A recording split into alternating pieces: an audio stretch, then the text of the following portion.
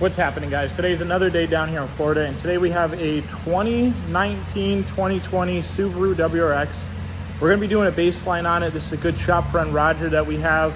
Right now the car currently has a cob access port. Jack is currently uncobbing it and taking the tune off it, and we're going to do a baseline of it completely stock, no cob on it. Then we're going to do a full tune with the cob, and we're going to put in a HKS intake on it, and we're going to put in HKS exhaust on it, and we're going to see how much power it gets. So guys, as you can see, it's got the stock air intake right here. So what we're going to be doing is we're going to be removing this, the air box itself, and then the cone and stuff that's under there, and we're probably going to be mounting it right in here. So let's go ahead and get this stuff off. I forgot to also mention that we have a very nice HKS oil filter that we're going to be putting on this thing too. We're going to do an oil change, and then obviously we're going to put the cob and all that stuff back on there. The oil change doesn't really help the car performance wise, but it helps it for its longevity. The HKS oil filter has a magnet in the very top of it up here. So technically you don't need to change the oil filter for 2 times. So you could do 2 oil changes. You could do this one and then 1 more oil change. But a lot of people still like to replace the filter every time, no matter what. The reason why you don't have to change it every other time is because that it has the magnet in there, and the filtration system that HKS has is very well for the oil filter. So we're going to go ahead and change that, change the oil, do these parts here, and then what we're going to do is we're going to do the exhaust like I said. So let's go ahead and start taking some of this stuff here apart. I have the old air box off with the forced induction piece that goes right here. What I did over there was I just took the 8 mil off for the air box, and then I took the 3 10 mils off for the air box, and I just kind of maneuvered it out of there. So now you go ahead and look at the HKS pamphlet here. Gives you a detailed instruction right here how to put it together. Through there, here's like the breakdown of it, the filter, the coupler, the other coupler, the silver HKS piece right there. This is the mass airflow sensor, which is right here. We took it off of the air box, and then it gives you a bracket and another piece to use right there. So we're going to go ahead and put the air filter system together. Then we're going to go ahead and get this thing in, and then we have to figure out how to put the HKS metal tray that goes right here around it, and then it's supposed to look like this. So let's go ahead and figure out all this, and then we'll be back in a couple seconds with the air filter put together. So we have pretty much everything all mocked up and ready to be bolted in. We just have to do it step by step. So first goes in the intake. The intake is all put together. Everything lines up. So if you look at the top here, both the clamps line up. The HKS lines up with the clamps, and then the HKS lines up with this HKS here. We have all of this set up. It's not super tight. I can loosen this up a little bit and I can maneuver it around.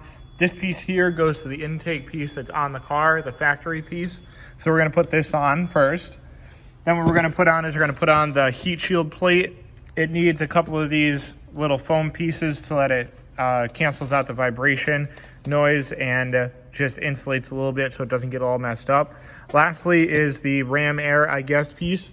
This piece here, you had to drill a little hole and then get this piece here put onto the side right there.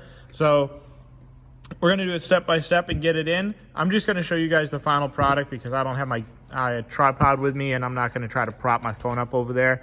So what I think I'm going to do is I'm going to put this in first, show you guys what that looks like all mounted up. Then we're going to put this piece in, show you what that looks like mounted up, and then we're going to put this in and then show you what that looks like mounted up. So let's go ahead and get these pieces in. I hear the food truck guy coming, so I'm going to grab some food first because I'm really hungry, and then we're going to go ahead and put this piece in. So guys, it looks pretty cool in here.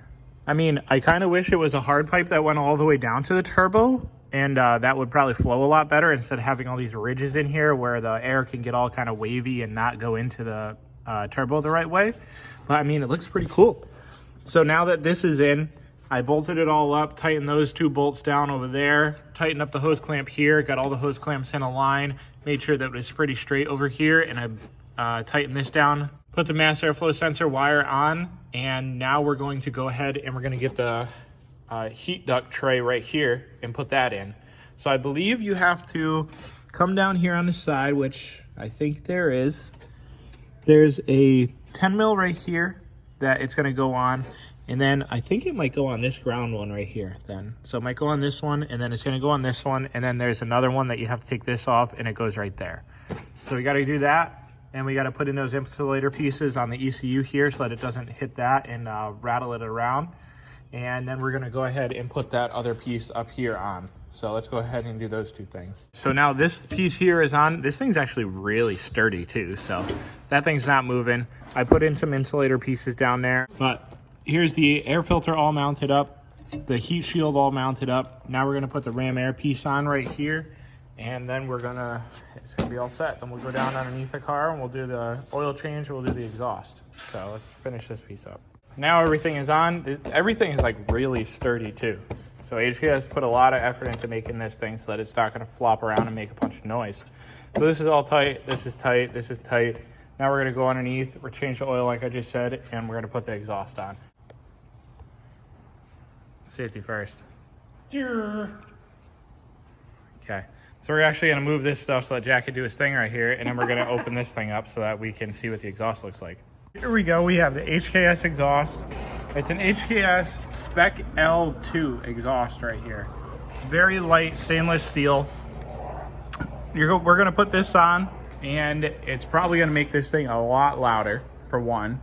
And then two, we got to make sure that we, get your fingerprints off this, because everybody doesn't really know that once you put your hands on it, it leaves oil on it. And then what happens is once the exhaust heats up a little bit, it gets the fingerprints, they imprint on there. And we don't want the Russian spies getting our fingerprints. So we're gonna wipe our fingerprints off. You do that by just taking a little bit of brake clean on a rag and then just wiping the whole exhaust down. So we're gonna put this on. It's gonna be from the cat downpipe piece right in the front right there. It's going to be all of that in the back. So we're going to go ahead and take all that off, and then we're going to put all this on. So guys, here we go. The oil filter is on, the exhaust is on, the oil is in, the intake is on. I'm going to put the car up and show you guys what the exhaust looks like underneath. Shaw's wearing a polo shirt, which he hasn't worn in a long time. All right, that's it. Just waiting for everybody to show how cool that HKS oil filter is. That's hard to come by.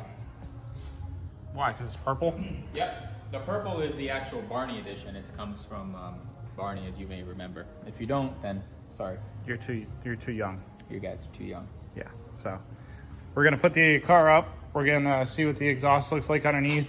The old exhaust is right there, all dingy and stock and not loud. But hopefully this is loud. So we're gonna go ahead and put this up, show you guys what it looks like. And then we're going to go ahead and bring it back down, and I'm going to start it up for you. So there it is. We wiped our fingerprints off so that the Russian spies can't get it, but it came out pretty nice, I like how it came out. It uses the stock flange in the front with the donut gasket, and then it's just smaller donut gaskets with slip joints on the back. So on those ones, to get the donut joints to seat properly and to stay in the places that they needed to stay, I put a little red RTD around it. That's just going to help ensure that even if the donut gasket kind of fails a little bit, that it'll still seal and everything will be fine with it. Everything's put on, everything's tightened up in the back. I don't know how I like these exhaust tips, but we're going to see what it sounds like. I mean, these aren't the deep ones. They don't stick out past the bumper, which Roger doesn't like that anyway. So we're going to go ahead and bring it back down now, and I'm going to start it up and see how it sounds. Okay guys, so now we are in the car. Let's go ahead, press in the clutch, give her a start. And then it's got a little Subi rumble in the back there. It's a little louder, but it's still not as loud as like a Tome or something like that. It's definitely got a deeper tone than when it does when it's stock. So we're gonna go ahead and check and see what this air filter sounds like up here now. Much. I mean, when it probably is under load, you probably hear that a lot more, but the DIT engine, it's a newer car, so it's not going to sound too aggressive. Let's go ahead and back this thing out, drive it around really quick, around in the plaza really quick, and then we'll park it over here and let Jack take it from there. Oh, if you get it just right, the gauges are flashing. There you go. Then you put it at the right angle, and there you go, they're fine. So this car doesn't sound like any different. It's just a different exhaust. It's HKS now. So I'm not gonna give a lot of throttle, just give it a little bit here. You hear the turbo a lot more with the new air filter on, but the exhaust is still around like the same tone. I'm not giving it a lot of gas because the cob is not on it and it doesn't have any tune on it right now. So I'm just like cruising down the street, just making sure nothing's rattling, making noise or anything like that. So I'm gonna turn around now, bring it back. Jack's gonna put a tune on it and we're gonna see how much more horsepower it picked up.